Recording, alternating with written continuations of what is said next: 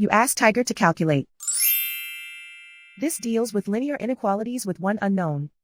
The final result is x greater than -5. Let's solve it step by step. Swap sides.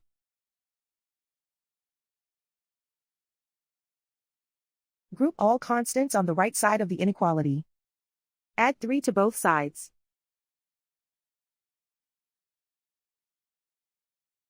Simplify the arithmetic.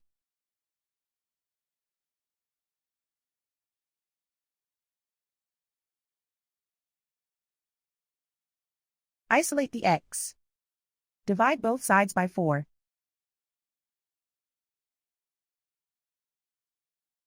Simplify the fraction.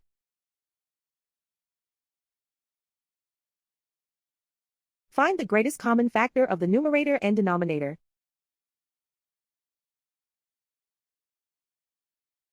Factor out and cancel the greatest common factor.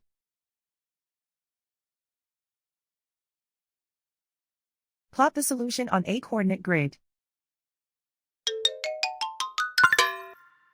And so the final result is x greater than -5.